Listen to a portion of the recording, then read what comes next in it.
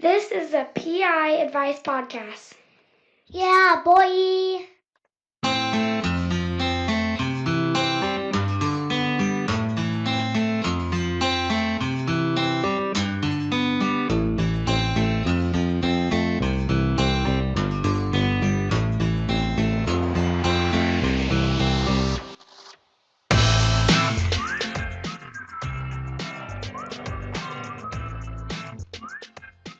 What's going on, guys?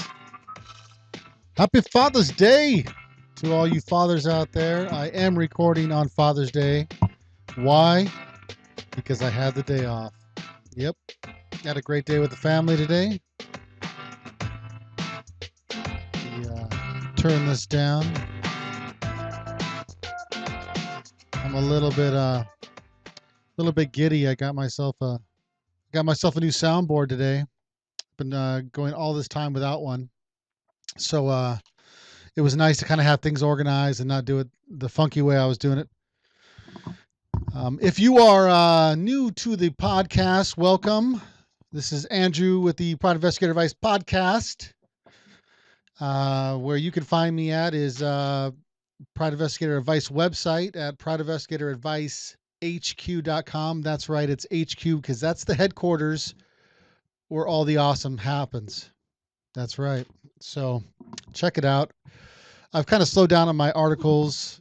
My articles are, I don't know, you're probably going to get most of what I get on my articles either, on the podcast or in a video.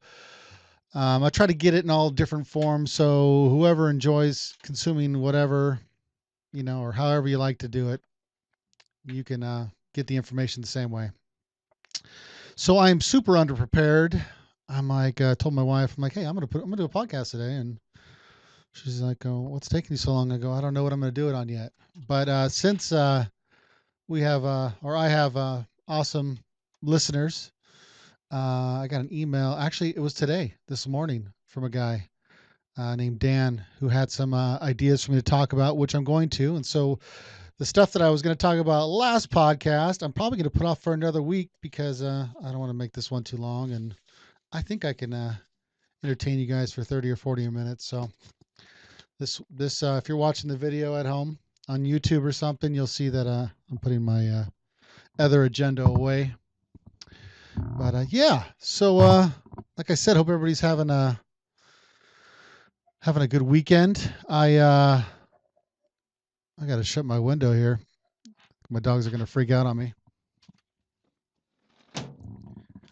I got a trampoline for the family. I don't think I talked about that on here. Brings back old memories as a kid, having a trampoline.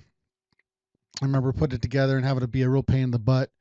The equipment, they didn't provide any equipment. They just provided the stuff back then. And but now they got all this netting stuff around it to protect everybody. I'm sure there was about a million lawsuits out there, so everybody had to put nets around them. So we got a net around ours. I couldn't even imagine really having a trampoline without a net now, when you can essentially stick your kids in there, zip it up, and for the most part they're not going to do anything enough to hurt themselves, hopefully.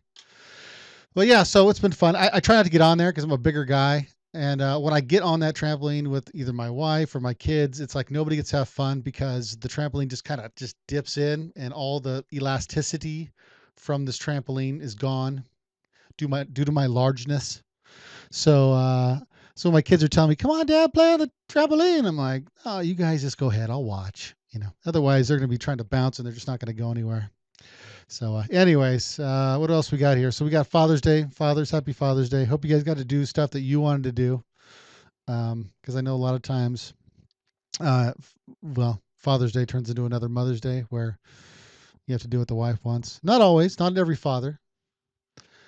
This guy, maybe. Anyways, I had a good Father's Day. I had a great time.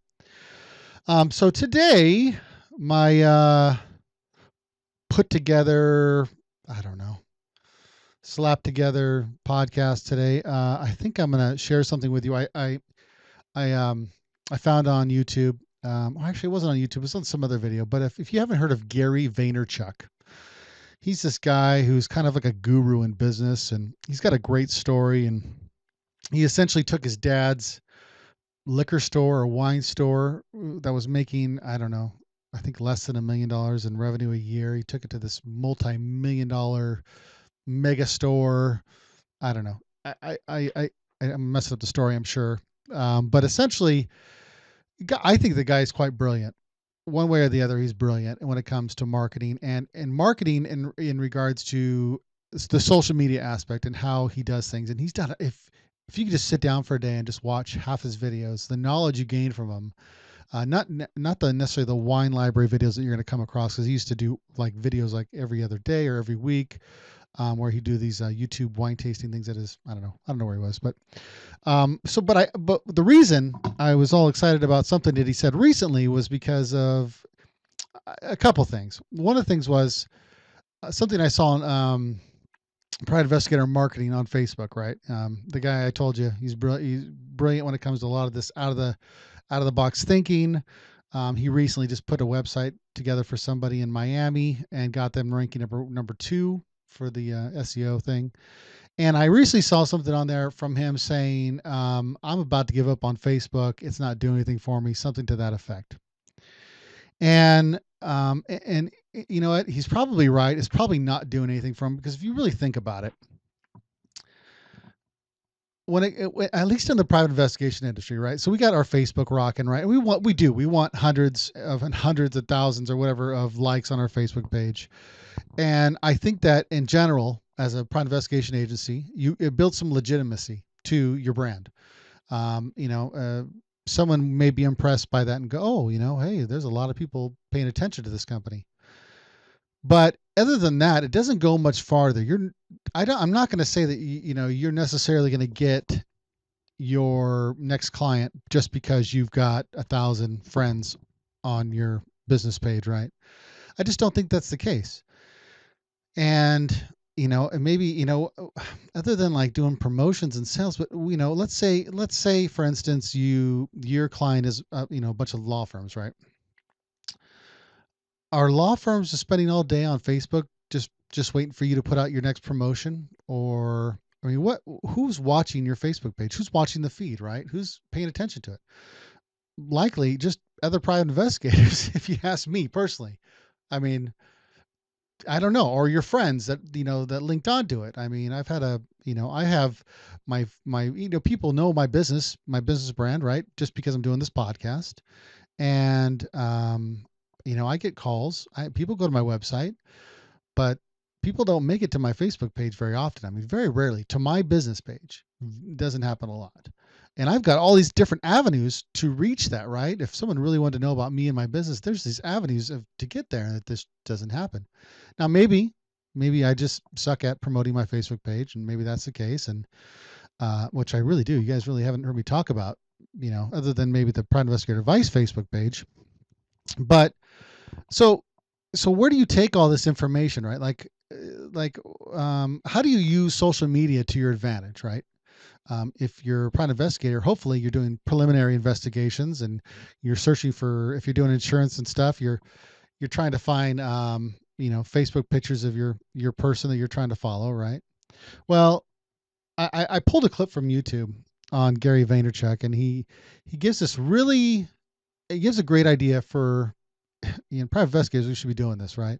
But he gives this little great thing on how you could possibly using social media. So I'm going to go ahead and play this clip. It's a little long. It's looks like it's about 2 minutes and 30 seconds. Just bear with it. Listen to it. He talks a lot more. He's got I pulled 2 minutes of an hour presentation that he gave at some Remax convention. Here, let me play it for you, and just pay attention to what he says and what he does. Okay. Millions of dollars in budget. How many people have heard people ask, what's the ROI of social media? Raise your hand, just curious. Every time somebody asks me that, and that gets asked of me on an everyday basis, what's the ROI of having a Twitter fan? Or, Gary, you want me to spend 10 hours a day on Twitter and Facebook? When am I going to do my real job? What's the ROI? What's the ROI of the thank you economy? I always ask them, so people are like, well, Gary, what's the ROI of social media? I go, I don't know. What's the ROI of your mother? And I mean that, not in a bad way.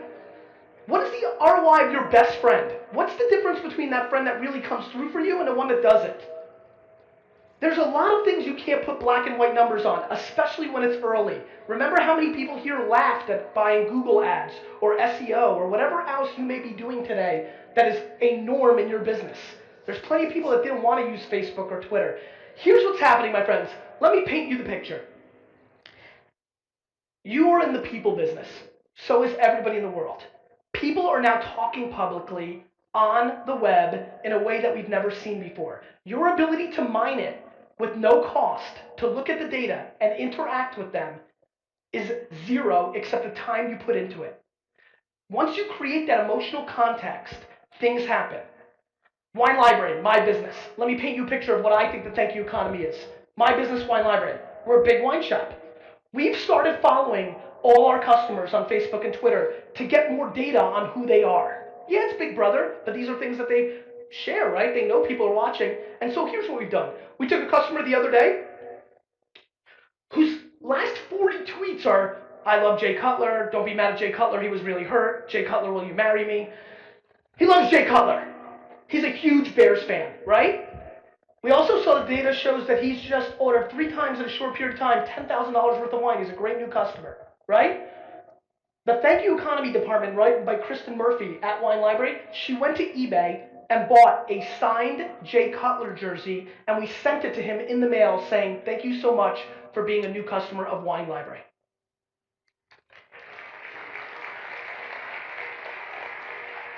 Guys, this is a big deal.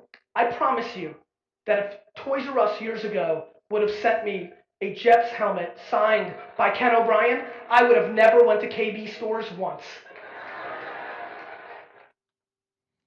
Okay, so we do stuff for our investigations. We research our people. Are we even researching our clients, our potential clients? Like, I mean, further than, oh, this is an attorney, he's based in Seattle, he focuses on X, Y, and Z, in his firm.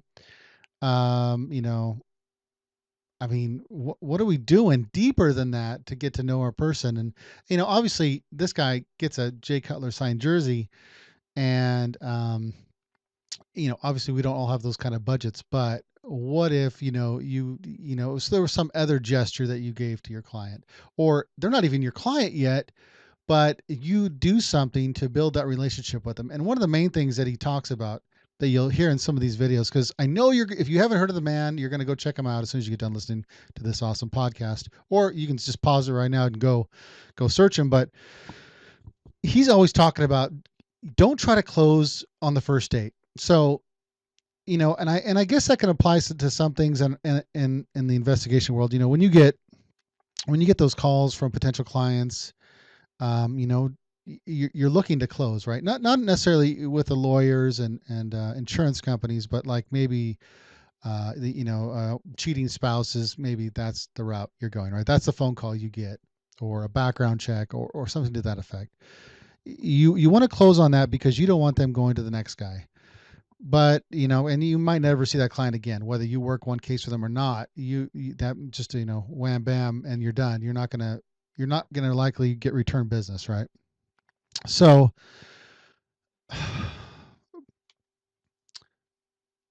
if you want to build a relationship with an attorney or an insurance company, you're not necessarily going to get that case on the first date, right? The first time you go and visit them. And that's, I've kind of talked about it before, you going in and saying, oh, here's my stuff, and now give me a case. You might not get it. So what are you going to do? You're going to have to come back, and you're going to have to, bring him some donuts or bring in some bagels, and, hey, just want to let you know it's in the area. Just thinking about you guys. If you ever need somebody, we've been doing some great things out there. Just want to let you know. But if you don't, that's cool too. I'll see you guys next month. I'll bring by some, some pizza or whatever. So you start to build that rapport, that relationship, and, they quite frankly might just end up feeling obligated. Like, this guy's been so cool to us. This woman's been so cool to us. Let's see what they can do. Let's give them a case. The other companies knowing me a little bit, they're not getting back to me on things, whatever they're, what's going on behind the scenes. So that whole not giving up, like, I've done the sales thing, not like in a huge manner. I've been on sales calls. I've gotten companies that I work for in the door in the certain areas because I just happen to know somebody there, and then we get in there and we knock it out of the park, and we bring bagels and cream cheese and they pitched us a couple of cases, and then we started getting cases all the time for them. We knocked that one case out of the park, and that gave us a chance to build this rapport. And he's the main sales guy that was there. I got him in the door, and I was there on the sales call, but he's like, hey, how's the family? How's he had information about him. How's I think we talked before. How's your daughter doing? Is she still going to school? You're building that relationship. So what do you take from this? You use social media to your advantage with your clients. If you can find them on there, befriend them. Use LinkedIn. I should be more into LinkedIn, but gosh, what a better place. It's almost expected that you're seeing what they're doing. Obviously Facebook, Twitter. I hate Twitter, but it worked for this guy, right? It worked for Gary Vaynerchuk. The guy's got a book, and I was kind of flashing it on the video. It's called Crush It. This was the first book that I started. There's guys like Tony Robbins that commented on this, Kevin Rose, huge, the guy who founded Dig, Tim Ferriss, 4 Hour Work Week, huge author, CEO of Zappos, Tony Heise, something to that effect. Anyways, the guy is really brilliant. I really think he is, and he's a great speaker. You can take a lot of cues from his speaking that you can see online. So I would definitely check it out. I actually, if you can see in the video, I actually have a bookmark. I got into it, and I was liking what I was reading. See, I got it to about maybe 15 pages of it. And then I ended up just, not that it wasn't good. I just stopped reading because of other things at the time. And I got this book over a year ago. I should have kept reading. Now I'm going to have to get it on Audible. So if you want to get it on Audible, I did check. It is on there. It has this one, which was his first book, called Crush It. Cash In on Your Passion, and it's by Gary Vaynerchuk. Vayner, Vaynerchuk. There's also another one that's called Thank You Economy. I did not read that one. I think I started reading a bunch of other internet related books when I started following a lot of people at that time when I first started. But you can always go to audible.com/PI Advice Podcast. That's going to give you an offer for 1 free book, no obligation. You know the drill, guys. I'm sure you've heard this on almost every other podcast in the ones that I've done. So audible.com/PI Advice Podcast, and you'll probably see it on the video screen. I'll put it up there for you guys. Get your free book. Maybe this is the book you want to get. Maybe you don't want to get a PI book. Maybe you want to get a marketing kind of book. Check out Crush It. I think I'm actually going to get an Audible so I can actually finish it. I don't know. Anyways, so I didn't prepare for this, but I did get a contact submission form from Dan. So Dan, the man, thank you. He says, hey, Andrew, love the podcast. The uncomfortable conversations are great. You said you wanted ideas for podcasts, so I was wondering if you could do one on phone call pretexts as door knock ideas. Also, or I think he was trying to say, or door knock ideas. Also, how often would you say you lose a claimant? How often do you get made? Thank you again, and thank you again, and for all the advice. Okay, so I'm gonna give away some trade secrets. But before I do that, I want to ask a question to you guys out there, and I've been really kicking around the idea. I don't know if I'm going to do it, if there's enough demand for it, but I've thought about putting together a course. And you're like, yeah, everybody does that, right? There's already courses out there. And you're right, there's a lot of good courses out there. I don't know exactly what the course would be on. I think it would be mainly around surveillance, the insurance investigation industry. And for the gaps that I couldn't fill, I would have them filled by other professional investigators. It would be like in podcasting form, like an audio form, not a podcast, but only for those who purchase the product. We get the videos, like an ebook, and audio, whatever would be the easiest way for me to get the knowledge to you in the course. So I've been kicking it around. If you guys have any, I don't know, if you have any feedback on it, like, is that something that would interest you? Let me know. I wrote like this outline out, and I'm like, I don't know. I don't know if it's even something that people are worth or wondering if they even need. So I thought I'd just throw it out to you guys. If you guys are interested in it, if it's something you've thought about, like, or you are looking for, or you're always looking for more information on how to do things, right? Just sometimes there's a gap in between, reading something and then actually doing it, right? So, all right. So, anyways, I just want to throw it out there. So, let me just talk to you guys about a phone call pretexts. We'll do that one, okay? I used to do a lot. Okay. I think in my early years as a private investigator, I was more interested in trying a lot of things to see what worked. And I'll be honest with you, I hate physical pretexts and I hate phone pretexts. And you think, well, phone pretexts are the easiest, Andrew, and they are. I just hate to do them.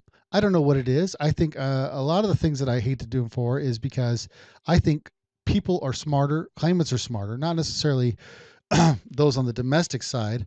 They're maybe not as I don't know, they're not expecting it. But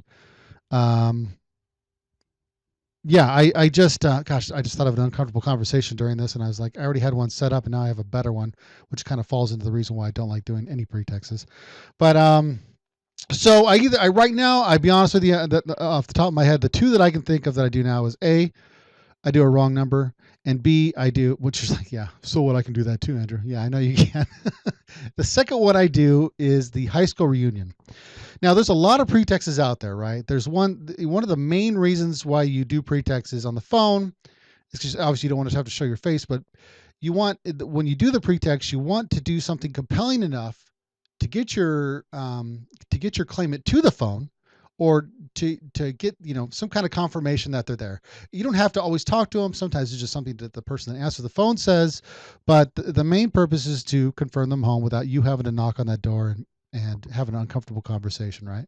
So anyway, so yeah, like I said, what was I saying here?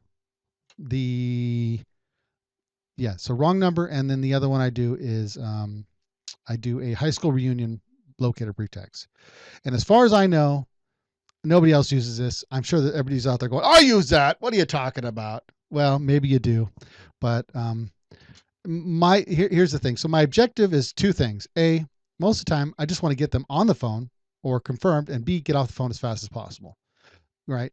And you're like, and yeah, I'm closing the door for opportunities to sit there and chat with the claimant, but I don't want to have to constantly BS this through the whole conversation. I want to, just get them home and get out of there, right? Same thing with the physical. Just, oh, that's you, all right. And then I want to do my exiting talk, get out of that area so I can, get back to surveillance. So the conversation will go something like this. I always try to do it within 10-year gaps or 20-year gaps, right? So it matches up as the reason why somebody's looking for someone that went to a high school for a high school reunion. And so I go, hi, is Joe there? And they'll say, I'm gosh, I'm trying to think of all the other phone calls I've had. Yeah, who's this? And then I'll say, hi, this is Johnny from the National High School Reunion Locator. And then I stop because I don't want to say anything more. I don't want them to answer the question for their husband. I want to get them to get their husband on the phone. Or with the claimant, right? So usually they'll go, oh, okay. And then they'll say, Joe, telephone. I don't know who it is. It's a blocked number. And then Joe will come to the phone and go, hello. And I'll be like, hi, is this Joe Evans? And he'd be like, yeah, this is Joe Evans. I go, hi, Joe. Did you go to Georgia High School in, 1993? And, and he'll be like, no, who's this? And I'm like, this is, whatever, John from the National High School Reunion Locator. He's like, no, I didn't go there. That's not me. I'm like, oh, I'm sorry, man. You have a wonderful day. Sorry to disturb you. Click. So it doesn't always work, right? Sometimes the gatekeeper, the person that answers the phone, which isn't the claimant, um, they'll want all the answers right there. So you have to be prepared for that, right? So you leave, sometimes you have to leave these open-ended, don't give them all the answers. Don't do the pretext. Let's see where it goes before, get them to the phone, so that's the American High School Reunion, or the National High School Reunion Locator pretext that I use. Yes, you can use it, just don't use it too much, because you'll overlap mine and they'll get whimsy. They'll know what the word is on that. So again, just to recap, someone answers, I'm looking for Joe. And then they'll get Joe on the phone. I go, hi, is this Joe Evans? And they'll go, yeah, this is Joe Evans. I go, hi, Joe Evans. This is Johnny from the National High School Reunion Locator. Are you the same Joe Evans that went to Georgia High School in 1993? And they'll be like, nope, that's something. I go, oh, I'm so sorry. Well, thank you for your time. Now, I've also in the past, a very long time ago, expanded it to, like, if I was having a hard time getting someone or finding someone or locating them, I kind of extended it to, I don't, what high school did so-and-so graduate from? And the wife will say, oh, he graduated from this. So I go, well, would he be interested in getting information about his reunion when his time's up? And, sometimes they'll say, yeah. I say, okay, well, can I just confirm your address? And I have it as, and I'll give the address that I have, and they'll go, no, we moved from there a long time ago. No, we're over at such and such now. And then I'll be like, oh, okay, well, I'll put that in my notes, and when your reunion comes up, I will make sure that you're on the list, or I'll let you know. And sometimes you're gonna have to play dumb. Sometimes they'll be, maybe they'll want to talk to somebody that, I don't know. You just got to act. Sometimes you got to act dumb. You're like, oh, I don't know that, or my boss isn't around. I don't, I'll have to have him call you back. What's a good number? Is this a good number? So I hope that helps you in your phone pretexting things. I can definitely tell you about other ones that I've done in the past, but that one works for me 75, 80% of the time. So I will just put that out there. Okay, 80% maybe. Yeah, I think so. All right. On to the next one. You guys just got such a big nugget of information there.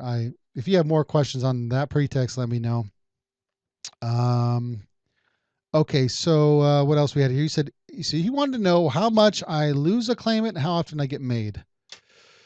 Okay, well, since I'm a very honest Joe, I'll just tell you how it is. Early in my career, let me say like the year or first two years of my career, I got burnt just as many times as I lost them. It was a mess, dude. I just couldn't find the happy medium, right? And so then I got to a point in my my surveillance career where I got mad because, you're trying to support a family, and I just got so fed up with being so afraid of being burned that I lost them, right? And that was usually my biggest fears. Like, I would actually end up sabotaging myself. Put my microphone up here because it's all saggy. I would actually sabotage myself because I was trying to be so careful, right? Because I didn't want to get burned, and that's a whole nother animal why I'm afraid to be burned. So I'd sabotage it, not on purpose, but I was just trying to be too careful. I would make extra turns in an area like where I shouldn't have made it. I would put too many cars in between us just to be safe, right? And so when I finally got so fed up, I was like, screw this, Andrew. You need to build some time out. And so I just was like, you know what? I'm just going to ride them. I'm going to turn for turn, obviously with some discretion. I'm not going to be blatant about it, but when I had to get behind them, I had to get behind them. And if I got burned, I got burned, but I wasn't going to lose them anymore. And so then I went on a huge streak where I never lost anybody. And, I'd get burned maybe once a month, maybe twice. I'm talking, I'm working 5-6 days a week on, maybe, I don't know, I'm throwing it out there, maybe 15 different cases, maybe 10, I don't know. I'm just spitballing here, but, so that was my main thing. So then I started billing out time like crazy. Like I was just, it was either make it or break it. And then I think there was a point where whatever I was doing wasn't working anymore. and I started getting burned more than I needed to be. And so then I kind of changed things up a little bit, and it ended up being like I was more worried about my setup position and being as hands off as possible. So that was like no phone calls, no physical pretexts. Clients would request, you need to pretext at the 4 hour mark to confirm I'm home, and I would call my boss and go, look, I don't want to pretext this house. Nothing, from what I can see, nothing as good is going to happen from me going to that door right now. So let me just sit here. If I got to sit here on my own time, if the client's going to get an extra 2 hours, just let me sit here 2 more hours before I've got to knock on this door. Let me see if something happens. And sure enough, more times than not, I would sit there for 2 or 3 hours on my own time. More like it was like 2, and that claimant would come out. I knew what they, I would have information already. Like I knew what they looked like. So just let me not do something stupid. Let me not rush the case because I get so mad. Why does it have to fit this 4 hour box? Why are you going to screw this case up because you need to be, let me do it on my time. I'm not going to bill you for the extra 2 hours, and it's going to only make you look good. Only make the company I'm working for look good. So I would sit there on my own time. I'd be gambling essentially. I could go to that door and confirm that they weren't home at all, and then I'd be screwed. Well, I guess I wasn't screwed, but I lost 2 hours of my day, but it was okay. It was okay. That was the gamble that I took. So more times than not, it worked in my favor, though. I didn't ruin a case and let that claimant come out on their own without me going to the door and giving up my face and maybe giving up my car or whatever the case was. So now here we are now, right? We are literally 10 years later from the beginning of my career till now. I think October is my official 10-year mark in this industry. And right now, I think that I lose more people right now than I do get burned. I can't actually tell you the last time I've been burned off the top of my head. It's been, I can't even tell you the case. I think there's been times where I've been heated, like I had an idea that they might know, but they never blatantly let me know. So I've kind of knew, but I didn't know for sure, and I wasn't gonna ruin the case. Be like, tell the guy like, nope, that's it, I'm burned, when I didn't know for sure. And so, right now I would say it's definitely losing people. I do my best to, I just do my best to stick with them. Things happen. I used to stress out about it. I used to go home at the beginning of my career and like I lose somebody like, oh my God, I suck so bad. Like, oh, I can't even believe I lost it. But the reality is that there's weather conditions that affect things. I've had the stupidest reasons for losing somebody. Like somebody's car breaks down in front of me on an off ramp, and the claimant's in front of them, and they go and they get off the off ramp, and this car stops and it just sits there, and I'm like, are you kidding me? Like, I can't believe this is happening. Nobody's gonna believe me. I'll actually whip out my video camera and videotape the stupid car in front of me just to be like, see, I told you it's not my fault. But things happen, and I don't stress about it anymore. I mean, I think there's a lot of people out there, a lot of businesses out there that are more like, I'd rather see you get burned than get lost. But here's my philosophy. I always wonder, what kind of information people can get, right? Private investigators can get a lot of information, but there's people out there that know people that can get information. And what I mean by that is that, maybe there's that one claimant out there that happens to know somebody at the police department, and that police guy runs your plate and he gets that information for the claimant. And now the claimant knows where you live, and then he comes looking for you or something, and he comes to your house. It does happen, and I'm sure it's far and few between, but I don't ever want it to happen to me. I don't ever want to have the person that I'm watching, for a job, it's what I do for a living, to come after, get some vengeance or something, or try to scare my family, or try to scare me, because then stuff stupid's going to happen, right? So I would just rather never, I would just want to be invisible, man. I'd rather lose them and have them never know that I was there than to get burned. But in reality though, it's a business and we need to bill out our time. And I know I'm going back and forth here, but that's how stupid this game is sometimes. It's just, I can't give you the best answer. Like, what's better, get burned or lose them? Well, if you want that answer, I can say you lose them, you live another day, maybe not with that client, but if you do it too many times, but you get burned, that case is done. They're always going to be looking. I don't care what you say. You can give it 2 weeks. You can give it the 2 week, natural time to cool off. You can change vehicles, but they're always going to be looking. They're always going to know that, that you were following them, and they will always be looking for something, following them again.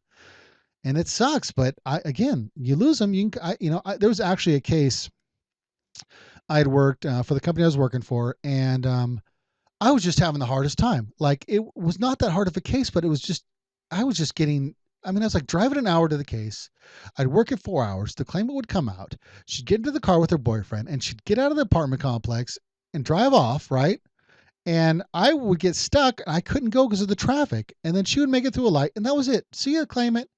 This happened like 2 or 3 times. Like, I was working like a 4-day budget at 4-hour increments. So I was working 4 hours, and and doing 1 hour commutes because I was just having such a hard time. But I did it, man. She never knew I was there. And I think it was the last day that I worked her. I just reamed her. Like, I got so much video, but she didn't ever know I was there. And, it took money out of my pocket, essentially gas money, I guess, and my time. I could be, billing out a bunch of 4-hour days. That's not very helpful to me. Because I'm like, you got to work 7 days just to get a decent paycheck. But anyway, so that's my question. That's my answer. So right now, that's how it goes. I do get made once in a while. I hate it with a passion, and I've got stories for you, that scary stories. Someday I'll share with you. I guess I have to save that for another time. Let's see here. I wrote, gosh, man, I had an uncomfortable conversation that I was going to have here. What? Oh, okay. So I'm going to give you one, and this is a quick one here, but it goes with the whole phone pretexting. It kind of backs me up on why I just rather not have any phone contact, have any physical contact with any of my claimants. So there's this one time I was driving my Honda Civic, working my case, and I can't remember the whole scenario around this case. I don't know if it had been worked before or not. I can't remember. Maybe it had. Maybe that's the reason why things went the way they went. But I set up with an awkward view. The guy lived, just the way the layout of the area was, the only way I could really get a good view of this guy's house was if I was like literally parked in front of his house. So I didn't try to do that, but I started doing a lot of drive-bys because I didn't want to miss anything. And I don't know if I had vehicles or not or anything like that. But I ended up doing one drive-by, and I saw him, and it was this older guy, and he saw me. He must have been watching me through his windows or something, because he took notice of my car real quick. So he must have saw me drive by before or something, or didn't, it was kind of a high-end neighborhood, nice cars in the area. So I think I stopped, like, oh, I got to get video of this guy. Not the brightest thing to do, but sometimes you're so desperate to get video. And something, even if it's just an identification shot of the guy, if it's 5 seconds, you at least know what he looks like, and you can look back at the video. But I didn't know for sure. So for one reason or other, I had to make a phone call to the house. And I remember doing the pretext, and I'll be honest to goodness with you, I can't remember the actual pretext, but I do remember this. The lady that answered said something to the effect of, "Are you in your car?" And I was like, "I'm sorry?" She's like, "Are you in your car? I feel like I hear your car running." I go, no, I don't know what you're talking about. And, oh gosh darn it. Uncomfortable conversations. So this is my uncomfortable conversation where this lady knows, she's too smart. Who knows that what pretext is happening? My pretext was not that bad. It was something I probably used before. Maybe I was trying to sell her a magazine or something to that effect, but it's like there was no rhyme or reason. My car was off. I don't make phone calls with my car on, and even if I did, you probably still couldn't hear it. But there she is saying, "Are you in your car? Is your engine on?" And or said something to that effect. I'm like, "No, I'm not quite sure what you're hearing here." She's like, "No, it sounds hollow," or something like that. Like if I was talking in my car, I was like, "I'm sorry, ma'am. I don't know what to tell you. No, that's not the case." She's like, "Okay. Well, he's not here."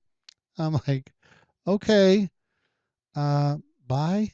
And anyways, uncomfortable conversations. Now, I will say that no one's ever said that to me again. No one said that to me before. No one ever has asked me if I'm in my car making a phone call. That's never happened, except for that time. And you take these experiences as a private investigator, and it keeps you from doing. Why do I hate phone calls? Well, that experience contributed, to that whole thing. Claimants and people who have insurance claims sometimes are coached by their lawyer, and their lawyers tell them that these things are going to happen. If they don't, they're crazy. I would prep. If I'm your lawyer, I'm telling you everything a private investigator does, just in case one comes, because that would be my job, right, to protect my client. So, anyways, yeah, that's my phone pretext story.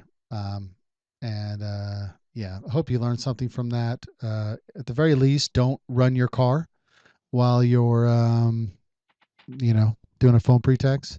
Try not to be near a busy road. There's all these different things. I'm like, it's funny though. Every time I do want to do a phone pretext, it's like all the busiest traffic comes down the road, and there's semis driving by, and there's people peeling out. I'm like, or I'm just super. I can hear everything even better. Like, oh, I got to hide myself in some neighborhood just so I can get some quiet. But I don't know. You're probably the same way, right? If you're listening to this, you're probably the same way. You're like, oh, I know exactly what you're talking about, Andrew. I just know. So that was the uncomfortable conversations. I'm sure I'll have plenty more to share. I've already got another one in mind. The only reason I went with that one was because of the question. And Dan, honestly, thank you for reaching out and writing that. I will share more pretexts in the future. I didn't have that many of them. I had like a handful, and I got good at them.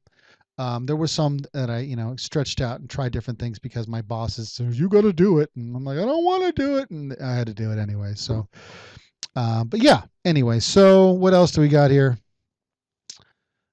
We did submissions. We did that. I don't have anything else for you guys. That was my quick and dirty Father's Day Private Investigator Advice podcast. That's right, man. You got the best of it. You know what I mean? Yeah, boy. Yeah, boy. So yeah, you see, I'm abusing my soundboard here, using as much stuff as I can. So, anyways, guys and gals, I'm all pumped up. When you guys reach out and just even the smallest questions, I do appreciate it. Gives me something to chitty chat about. And I hope you guys have a great week. Make lots of money. I've got some work coming up this week, and I'm pretty happy about it. And summer's out, so if you're in the field, be prepared. Don't expect the taking my kids to school thing. Things are going to be changing. So the typical things that usually happen during the day aren't going to be the same. And it's going to be a little bit harder because, in my opinion, all the kids come out and they hang out, in some neighborhoods, they're just all playing around. So I don't set up in neighborhoods with children all running about, at least not all the time. Sometimes you're forced to. So.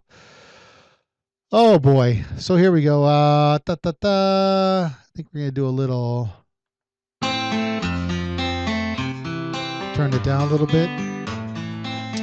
Yeah. So you guys, again, check me out on iTunes. You can go to the Private Investigator Advice website at privateinvestigatoradvicehq.com. Hold on for this. Yeah, boy. Or you can go to, so you can, that's the easiest way to get to my videos is go through the Private Investigator Advice website at privateinvestigatoradvicehq.com, or it's Fortified IS is the YouTube page. What else we got here? You guys got the podcast, obviously. And if you guys want to see some videos made about something, let me know what it is, and I'll make it. So otherwise, guys, you guys have a great week. Make some money. All right. Cool.